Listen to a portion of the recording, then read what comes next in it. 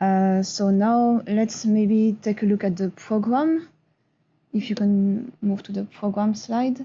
So first, Alban will explain what is system adequacy, and we'll introduce briefly ENTSO-E's work on adequacy.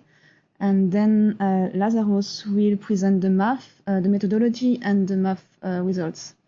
Later on, we will take all your questions. If you already have questions during the presentation, you can send them in writing using the question tool at the bottom of your screen. And just one last thing, just note that this webinar is recorded and we will publish it on our YouTube account. So now I give the floor to Alban. Thank you, Léa. Good morning, everybody, or good afternoon. Alban Joyot, so in charge of adequacy at ENTSO-E. So we try to manage the recording. We might have some technical challenge, so we cannot commit on that, but at least we are trying that. So I propose to introduce you the adequacy at ENTSO-E in general and what is the status today. So first of all, as a context, as you are already aware, we are moving a very large change of paradigm from the previous approach as the demand was quite stable or predictable, and then the generation was a very large unit at running base load and so on. Today we are moving to the energy transition, and it will require a robust methodology, especially on the temporal volatility that we know already and we see on the wind, the photovoltaic, but also the smart grids and the future electric vehicle and any devices that can be in the prosumer, so the consumer having a role there. We have also the photovoltaic panels on the roof, the possible storage in the home, and so on. So on that point, on the other point, you have the spatial volatility, because you don't have the wind and the photovoltaic at the same time in whole Europe.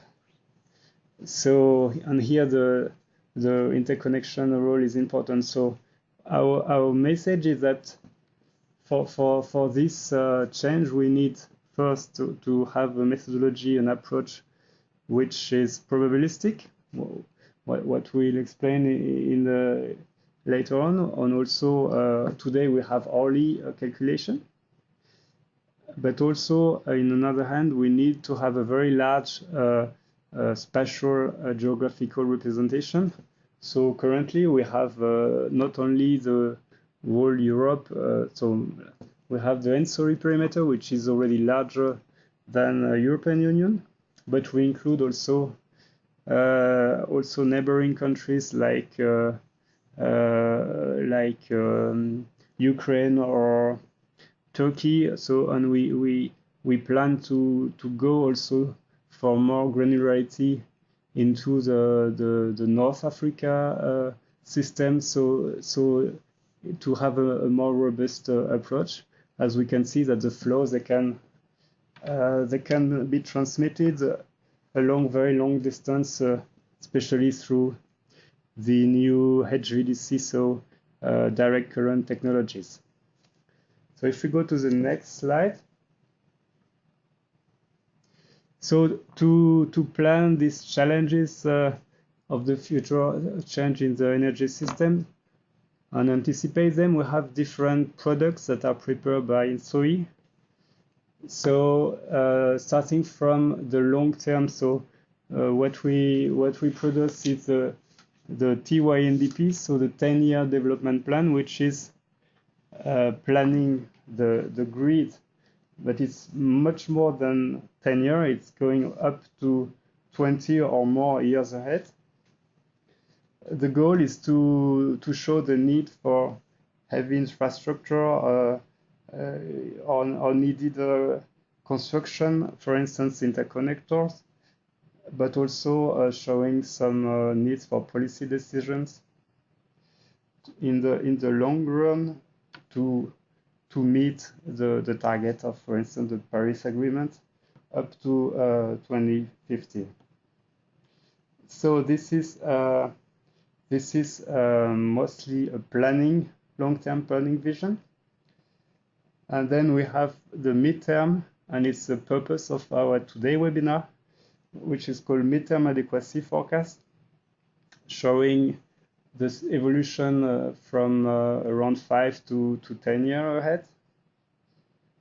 And this second midterm adequacy product will support decisions on, for instance, generation investment or renewable or any demand-side response adjustment, gas units, and so on.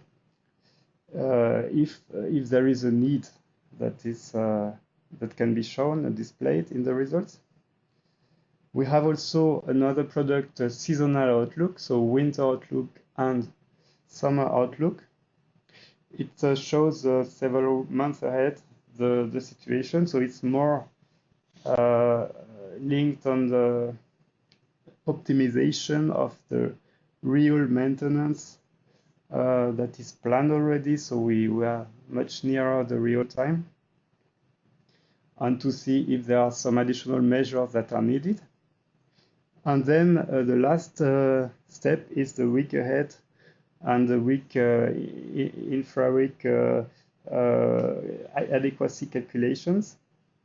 And here it's about seeing in the next 7 days what could be the risk and what could be the remedial actions that are very concrete, dealing with grid management, countermeasures, and so on.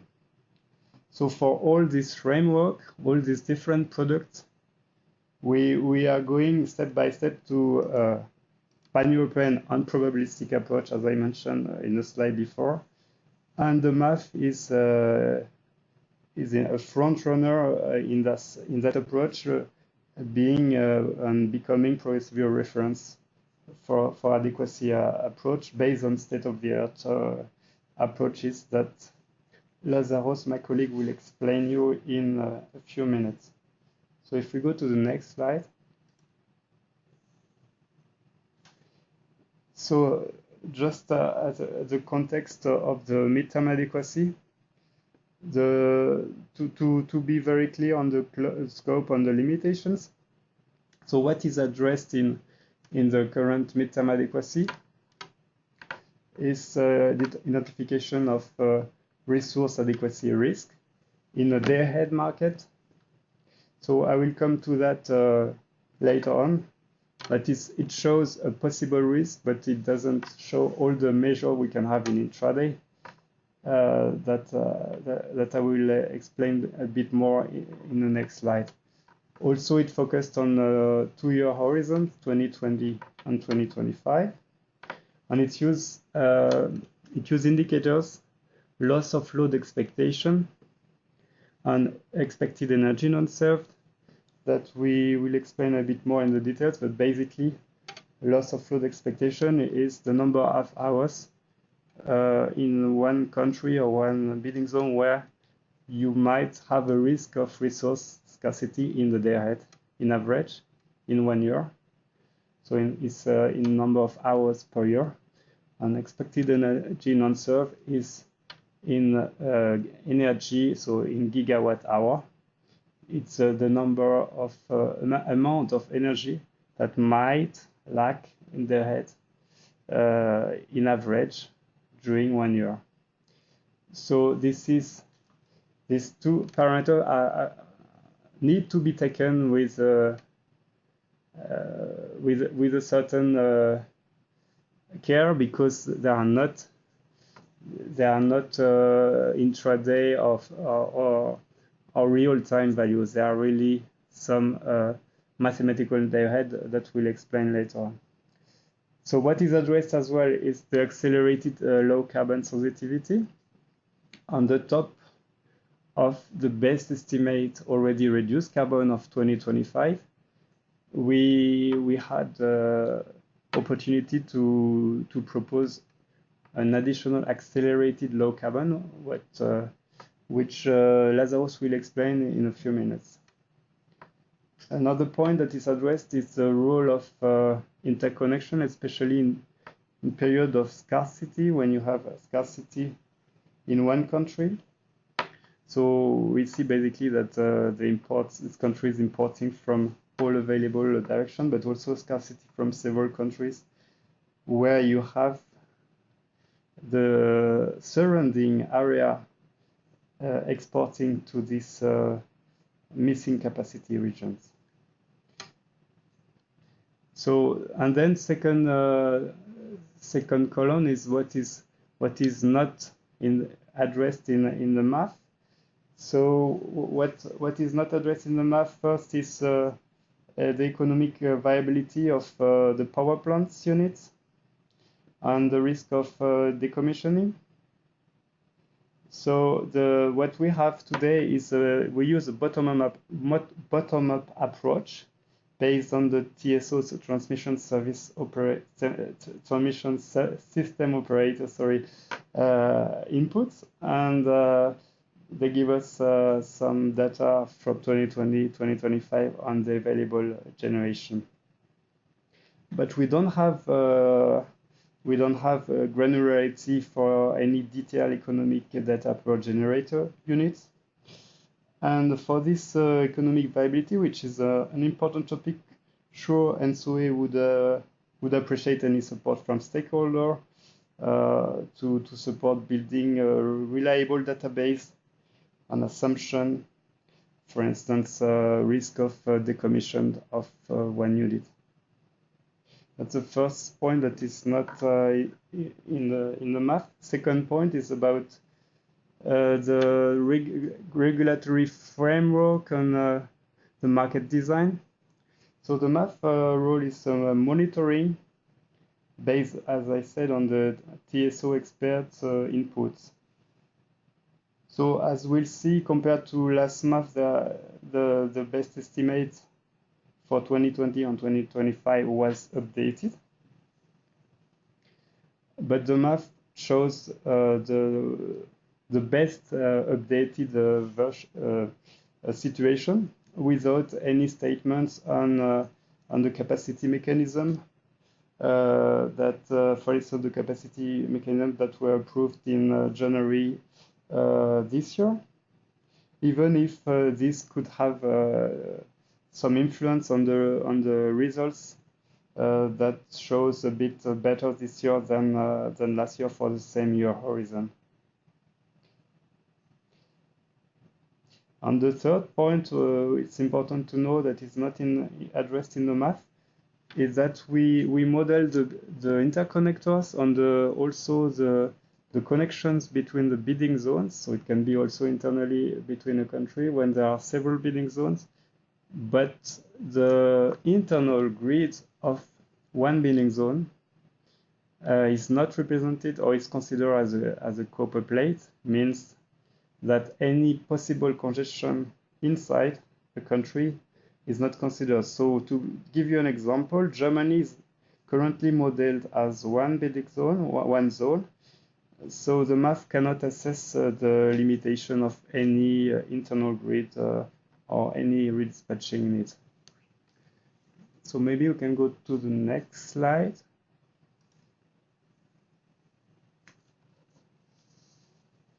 So before going to the results, very important to consider, there was some stakeholder questions on that. So the loss of load expectation, what I mentioned briefly, is definitely not a blackout. So what is this loss of load expectation? As I mentioned, it's an indicator to flag some possible risk in the day-ahead market.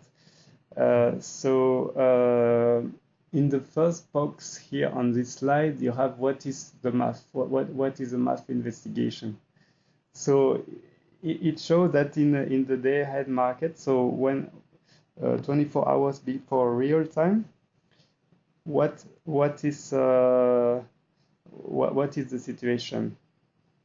To give you a bit more insight on the loss of load expectation, this is an average, as I said, of our flagged at potential risk using many years of data with many possible wind, photovoltaic, temperature, outage possibilities, so that you have a probabilistic global approach. So this loss of load expectation can be considered as a possible lack of reserve in the head market. Concretely, what is missing, for instance, if you see 10 hours of loss of load expectation, it doesn't mean also that in the day-ahead market you will miss fully one country supply during 10 hours. Actually, it means that there is at least a couple of megawatt or from 1 megawatt actually currently that could be missing, and the experience shows that for instance in some countries it could be 100 megawatt missing or 200 megawatts, what is a very small part of these countries. So MAF flags these hours that might have some risk. And then if we go to the second box in the same slide, you have all the intranet measures that are not in the MAF, not described in the MAF, but they exist. And so besides all the balancing market, the intraday market, you have also some possible demand response that are not in the market, but that are for exceptional reasons. For instance, industry that accept to reduce their demand in case of very important security of supply need. There are also some strategic reserves in some countries that are out of the market as well. It could be demand side, it could be generation or other possibilities. So you have also different grid exceptional measures. To give you an example, for instance, you can have topology optimization, higher redispatching in some regions. You can have also voltage reduction, which is a very last resort in that phase. So, and if you don't, if there is no way using all these measures that are quite numerous, then the last resort is the partial control on rotating load shedding. Then this would occur very exceptionally when all intraday measures are exhausted. So first of all, this would occur with only one small area of a country. It could be, as I mentioned, several hundred megawatts, but also depending on the organization, it could be rotating until the situation is solved. So basically, this is the way of addressing. And here we can see that the uncontrolled large load shedding, what we mention as blackout, is not should never occur actually, thanks to these different steps, but also to the regional coordinations in these different steps. So maybe we can go to the next slide. Okay, so I will give you the floor, Lazarus, to present the methodology of the MAF and the readers. So thank you very much, Alban. So after this presentation of the adequacy in general at ENTSO-E, I will now present the methodology of midterm adequacy forecast and the main outcomes for this year's edition. So MAF is a study that assesses in general supply and demand levels in an interconnected pan-European system. And more specifically, we can say that MAF studies the balance between, on the one hand, the available generation in the system, considering also imports and exports in each of the zones, and on the other side, the demand levels, as well as the demand side response levels for each hour of the day and for a whole year. So what we want to identify with MAF is we want to see if there is an inadequacy risk in this imbalance, and in order to do that, we have some forecast for the future. So going a bit more into detail, regarding the available generation, we have a deterministic forecast of net generating capacity in the target year. For MAF18, the target years were 2020 and 2025. And on top of this deterministic forecast, we also consider a certain level of uncertainty to account for the uncertain variables of the system, which can be wind power generation, solar generation, and also forced outages, which are by nature unpredictable. On the other side of the balance, we have the demand, which is also based on deterministic forecast of annual demand for the target year, considering as well the penetration of electric vehicles and heat pumps, and this is also complemented by a certain level of uncertainty, which corresponds to the temperature-dependent demand. To explain a bit more how this is modeled in MAF, we'll go to the next slide, where I will describe the probabilistic methodology that we use in order to account for this inadequacy study. So first of all, in MAF we are using 34 years of feeder-dependent climate data. This means that we have a pan-European climate database that includes capacity factors for wind power generation and solar generation for each year. It also classifies years in wet, dry, or normal with respect to the hydro generation potential. And we also have temperature data for these years in order to account for the temperature-dependent demand.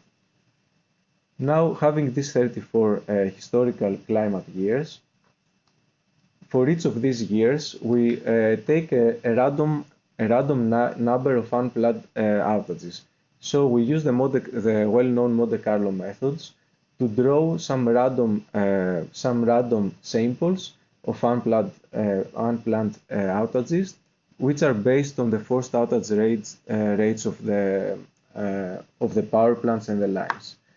So in total, having these 34 years of historical climate data and n random samples for each of these years, we finally end up having 34 times n number of sample years that we study in MAF. Now the results in MAF are presented in expectation with respect to all these sample years, and this is the reason that it's quite important to have an adequately big number of scenarios, big number of random samples, but not very big. But this number is also constrained by the computational complexity of the model. So we have to find a balance between an accurate enough representation and computationally feasible. So following this short introduction to the methodology, I will now present the results for this year MAF edition.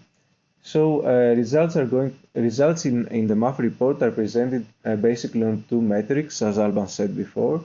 The first one is the loss of load expectation, which is the expected number of hours per year that adequacy risk is identified. And the other metric is expected energy not served per year, which however is not presented in our presentation today, but you can find the detailed results in our report, which is published. So in this presentation, we'll focus mainly on loss of load expectation. And we are using, with the help of these maps, I'm going to present the results. So for each of these maps, we represent LOLE with a circle, and with the increasing radius of the circle, we define an increasing magnitude of loss of load expectation. You can also see some indicative values and circles at the legend above. So for target year 2020, we see that the main risks are identified in the islands. We can see, for example, big circles above Cyprus, Crete, which is modeled as a different zone in this year's MAF, also Corsica and Malta. So we identify higher risks again in the islands, but also with respect to the mainland zones, we see some adequacy risks, high adequacy risks in Bulgaria, and some smaller ones that can be seen, for example, in Northern Ireland, France, UK, Greece, and Finland. This is with respect to the 2020 scenario, but we can say that in general, most of the countries are within their national thresholds. And now going to year 2025, which is the map on the right, we see that the results are a bit different. So we have some new risks identified by the new circles on the map. For example, we have Belgium and Ireland having now a circle on the map, also Poland, while the opposite happens for Greece and Bulgaria, where the adequacy risks are not present in the 2025 scenarios. So these changes are mainly related to changes in the installed capacities and the information about commissioning projects until 2025, which decreases the risks in, let's say, in, for example, Greece and Bulgaria, but some risks increase in Belgium and Poland. So generally, results of this year's MAF are, I would say, are better compared to the last year's edition, so MAF 17. And this is mainly, the reason behind that is mainly the fact that input data are updated, input assumptions actually are updated, and this highlights as well the monitoring role of MAF. Also, there were some methodological improvements in this year's MAF, especially with respect to hydro generation and hydro modeling, using a more detailed database for the Nordic countries, and better aligning the tools with respect to hydro optimization. So we think that these main two reasons are the ones affecting this year's, the difference between 2017 and 18, and we end up with these better results with respect to adequacy. Now, in this slide, I will present the low carbon scenario that we have investigated in MAF 2018. So, on top of the base case scenarios for 2020 and 2025, we also considered a special sensitivity analysis in MAF 18, which is a what-if analysis evaluating what will happen in terms of adequacy in the case that we have an accelerated decrease of capacities which are polluting and might be decommissioned due to low carbon policies and economic impacts stemming from these policies. So in these scenarios, we reduce the capacity, it's a stress test, so we only reduce the capacities from the base case scenario for 2025. And for example, you can see here on the left, a bar plot showing the reduction in capacity for the different zones. And we can take, for example, Germany, which has the highest amount of capacity reduced. So for Germany, 8.2 gigawatts of capacity were reduced from the main 2025 scenario. In total, for all European, for all the model system, we had 23 gigawatts less reduced capacity. So on the map on the right, we see the results. So this map presents two things. The first one is the relative capacity reduction with respect to the peak demand. So the darker the color becomes in the map, this means that the highest is the capacity ratio, the capacity reduction ratio with respect to peak demand. And then we can see that, for example, Italy South and Estonia have the greatest ratio. And also in blue circles, we see the results with respect to LOLE as we've seen in the previous slide. So, of course, as expected, we see that results here are worse with respect to adequacy. We see more circles that appear in the map. And this is, of course, an expected result since we removed 23 gigawatts of capacity. We see now that adequacy risks appear in countries that were not here before, such as Netherlands, Germany, and others. And most interestingly, we see that, for example, no zones that didn't have an adequacy problem but also didn't reduce their capacity now appear to also have problems. This is, for example, the case of Belgium.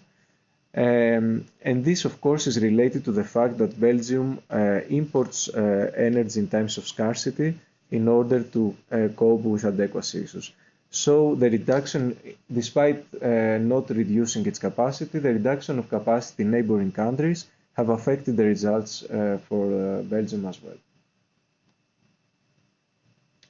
The takeaways from this study is, of course, that such a reduction and an acceleration of low carbon policies should come with a new mix. So countries and TSOs should adjust the resource mix in the zone in order to cope with such a reduction and cope with adequacy risks that such a low carbon reduction will bring. As a last slide from the main results of this MAF assessment, I would like to present the flexibility needs identified for year 2025. So in this presentation, we present the peak RAMs. So it's mainly the hourly difference in residual loads for year 2025. And this is the peak values for the 99.9 percentile. So this means that only 0.1% of the values are higher than the ones you see in the slide. And this indicates that we have a high need for flexibility, which in some cases it even reaches 12 gigawatts, as we can see at the left of this slide. And indicates this need for flexibility. Furthermore, we can say that, of course, flexibility need increases as the penetration of RES increases also in the market. And I would like to note here that in MAF, we have considered the availability of some of the reserves of a fixed capacity that is not included in our market clearing or in our market analysis, and this remains in MAF always available to cover unbalances due to forecast errors and renewable variability. So following this presentation, I would like to present some of our main points that we would like to account for future improvements and some future perspectives that we have here at ENTSO-E for the MAF assessment. So first of all, a net transfer capacities approach is used in our study, but we are planning and we are working towards, even from MAF 18, we are working towards a flow-based approach in order to better represent the physical constraints in the network. And this is a very important task for us that we are already working towards different solutions. A second point is that we understand the need for a deeper flexibility assessment in order to identify the adequacy of flexibility means in the system and also the needs for flexibility. And lastly, on top of presenting the results in terms of the loss of load expectation and other metrics, it's also interesting for us to present the results in terms of missing capacity. And this is an explorative study that it is in our future plans in the shorter or longer term under the framework of MAF. Finally, as every year, we strive to improve and update our dataset and assumptions based on latest information to our TSOs. And also we are working towards increasing data granularity, optimally leading to a unit by unit approach in the future, which will also increase the granularity of the models themselves. So this is the end of our presentation. We can now go to the questions and answer session. Okay, thank you, Lazarus. So now we'll take your questions. I see some of you already sent a few questions in written form. If you want to ask questions orally, it's also possible. You just have to raise your hand. There is a little hand button, and then I will unmute you. But let's start with maybe the first question that was put in written form, which is regarding the Belgian situation. So I will read it. I didn't see any reference to the Belgian situation in the MAF.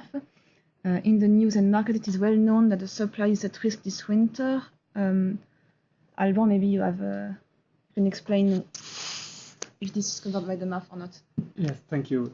Yeah, actually, the MAF looks, as I mentioned, only the midterm from several years. So here is coming winter, so it's in the scope of winter outlook, but also in the week ahead, what I mentioned, it is performed by the regional security coordinators, with sure also the strong support, especially of ELIA, so the transmission system operators of Belgium. Who they update the forecast at nearly daily base. So this is something that is clearly out of scope of the MAF, but which is monitored. Right. Thank you, Alban. So second question in written form. Will detailed data be made available? So hourly demand instead of just the annual demand, for example. Okay, thank you for this. I think we try to publish the most data we can, while also keeping the sensitive data or confidential data that might exist. So on this specific needs, it has to be maybe you can send us an email to see what are needed. But our goal is to be most transparent as possible within the possible perimeter. So maybe we'd invite you to send us an email asking more details on that. I believe with what is published already, we are able to reproduce with some preparation work, some calculation as it was performed by a university in Greece 2 years ago. So Lazarus, maybe you can complete. Yeah, I would like to say that also this kind of data is quite. I mean, these are quite extensive data because we are talking about hourly demand for each country and for each zone and for 34 years. I think that in the past we have published time series. TYNDP has published time series for 3 of these historical years, but for sure it's something that we can see for the future, especially since from the next edition of MAF we are also changing the methodology that will calculate the demand profiles, and this may also come with increased data publication for that.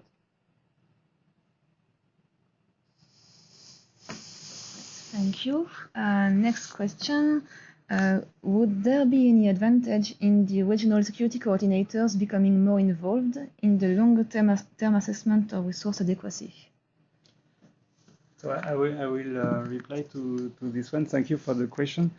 So actually, the regional security coordinators, they have a very important role, which is a more short-term role. Also, it's involved the TSO activities. What is needed and what is the proposal of ENTSO-E also for this support is to have this regional energy fora, like the Pantalateron Forum, that the PLEF.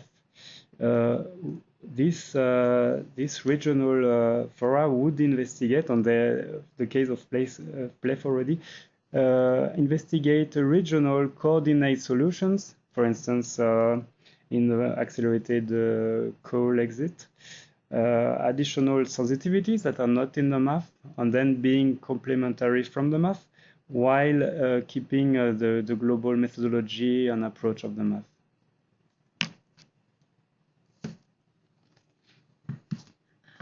Thank you. Do you assign a probability to each outage scenario? Lazarus, maybe.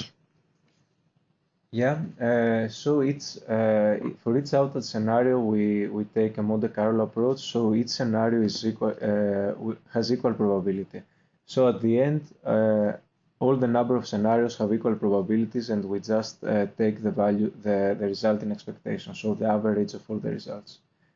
And so this is with respect to this question, and then maybe I can take also the next one. So unplanned outages includes, besides the generation, also the singular interconnections. Yes, if I understand the question, it's about the force outage. So we are not only modeling the generation outages, but also interconnections. Especially the direct current HVDC interconnections on the main AC interconnections.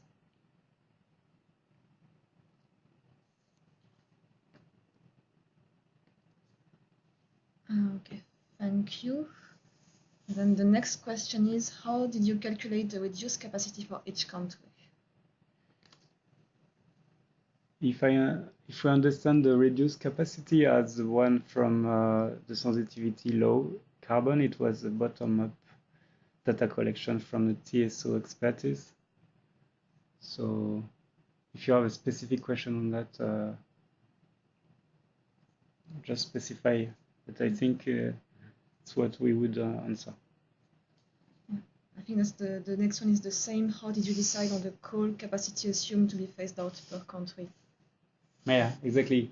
Okay. That's something that we might need to improve to have more granularity in the data.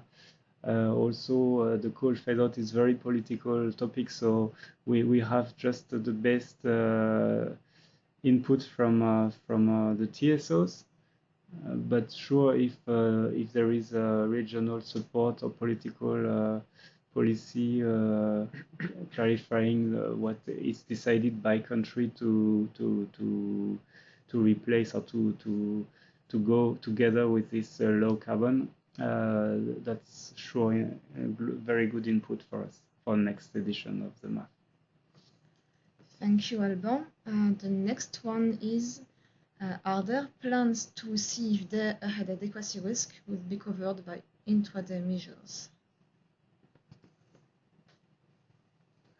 Actually, we don't have that in the current scope. As we mentioned, we use the two indicators, so the number of hours, but also the amount of energy. And with these two indicators, we're able to see the gravity of the situation.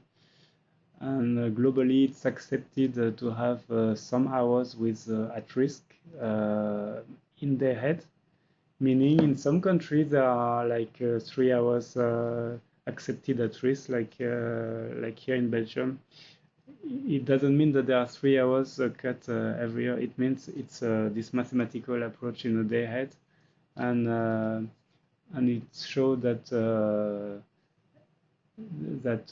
the situation should be managed in the intraday. So separately from the situation in Belgium this winter, which is a very extraordinary one, meaning the number of outages, and which goes more into the risk preparedness plan. So it's something very specific if there is a very extreme situation. But we want to model also that.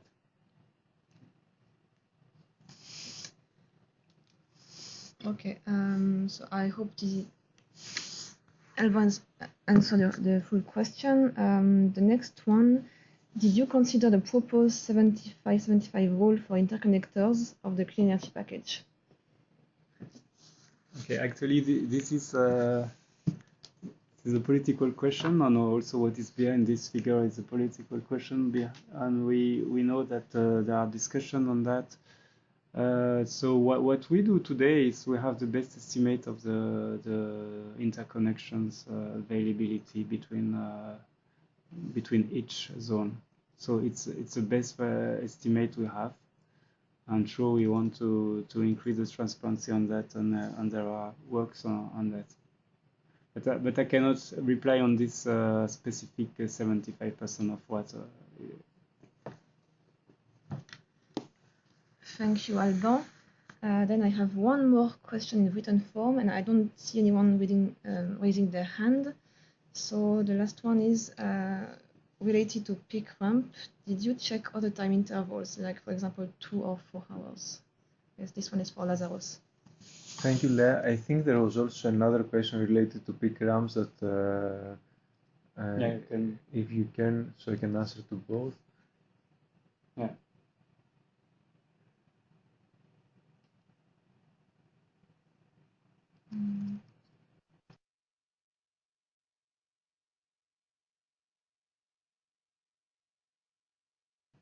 So the first one was about was asking if the peak ramp values were calculated from 2 sequential hourly load data. So yes, peak ramps were calculated between sequential hours, so they were hourly values for all around the year, and then we present in this graph the peak ramps, which means we take the 99.9th percentile. So these are the highest ramps, and also for the next question, if we check other time intervals like 2 or 4 hours, for the moment we didn't do this analysis, we didn't present this analysis, but it is in our plans to perform a more detailed flexibility analysis in the future MAFs. So we are working towards a better presentation of the flexibility needs. Thank you. Next question, which I've just received, regarding the MAF dataset documents. Is it possible to share the assumed load profiles?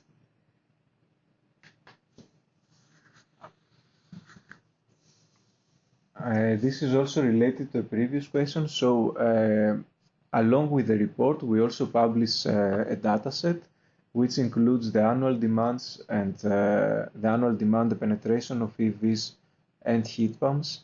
But we didn't publish the full demand profiles, because as we said, it's quite extended. It's 34 years of hourly data for each zone, and there also might be some sensitive information in there. But we for sure will consider it for future, and we'll see what we can do in terms of publishing more data. Thank you. The flow-based approach and the introduction of min RAM 20% do not change the network topology. Therefore, what is the added value to use a flow-based approach to estimate adequacy? This one is for you as well, Lazarus. I can also take it. Actually, the flow-based approach, as we mentioned in our report, there are different wording that can be used on the flow-based, the different methodologies. So we are on the investigation of some of these. On the you have the existing flow-based market coupling in the continental West Europe region. It is one thing we investigate. The interest of the flow-based is very clear to have more precision on the grid representation. So the current grid representation is simplified between two countries. You have one link with a value that of available transmission. With the flow-based, you have more additional insights, and you might use, for instance, the impedance of the lines on the real, a bit more near the real flows, even if we don't have necessarily the whole detailed grid.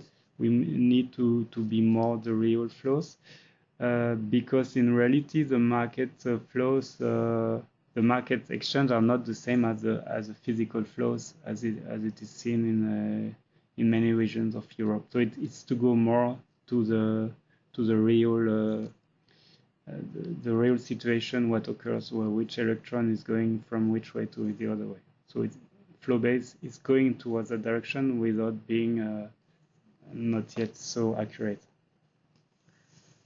All right, thank you, Alban. So I do not see any other question.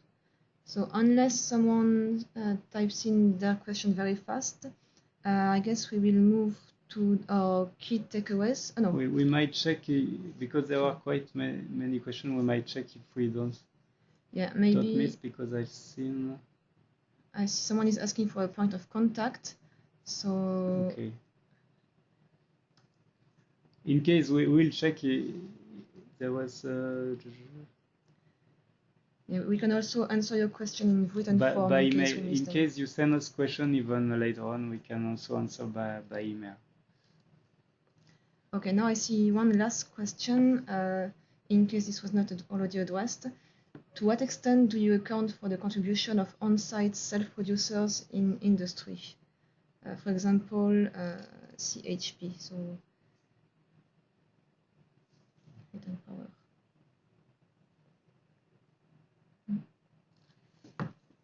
Lazarus, maybe? Honestly, I'm not sure to understand the scope of the question. On we have not a detailed modeling of unit by unit going into such detail. So maybe you can specify your question in a separate email. Okay.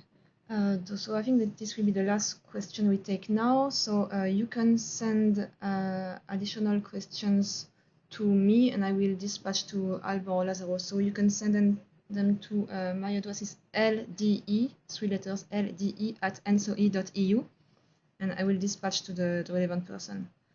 So now we have prepared a few key takeaways from this webinar. So Lazarus, and show the slide.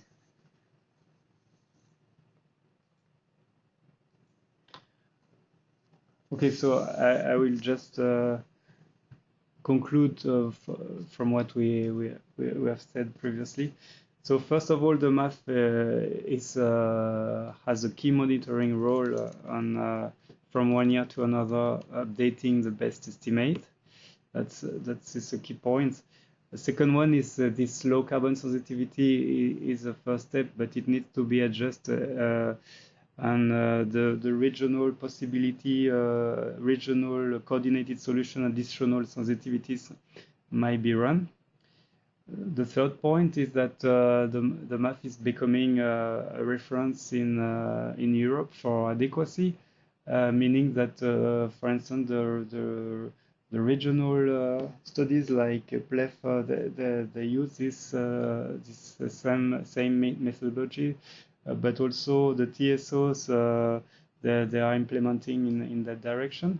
Even if the methodology is not frozen as such, it's the state of the art today. And it doesn't prevent from the complementarity of regional, national studies to investigate the specific solutions and sensitivities for local solutions. So as we mentioned that the prosumer, demand side, local storage, smart grid are something growing, and they need some more granularity that we cannot have in the MAF. Next slide. So what is next? So currently the midterm adequacy 18 is in public consultation. If you go to ENTSO-E website and then on the Outlook midterm, you have all the MAF information. Under consultation, you can see also this, and you are invited to give any statement, comments, suggestion you have on the MAF. On this consultation, you have several questions that are asked to stakeholders, and we propose you to give your inputs until 9th of November. Then these inputs will be used, and we will publish them. We will also use them as far as possible for the next edition of the MAF and for the future evolutions of the MAF. Also, what is next is that there is in discussion the clean energy package resource adequacy, which might extend the MAF scope. And this is something that we today we can say that today we already perform quite an extent part of what is in the current discussion draft, even if there are several versions. And depending on what is agreed, there might be some additional insight that might be asked to this resource adequacy report. So that's it for the next steps. And just to remind you that we want to propose a common public physical event, TONDP, so 10-year development plan, which will be also updated for the final version of 2018, and this midterm adequacy, to have an event in mid of November that will be announced shortly on our website. So that's it from my side. Thank you very much. Yeah, thank you very much to all of you for attending. So for any question, email lde@entso-e.eu. I've put the address in written in the question field. And that's all for us. Thank you very much.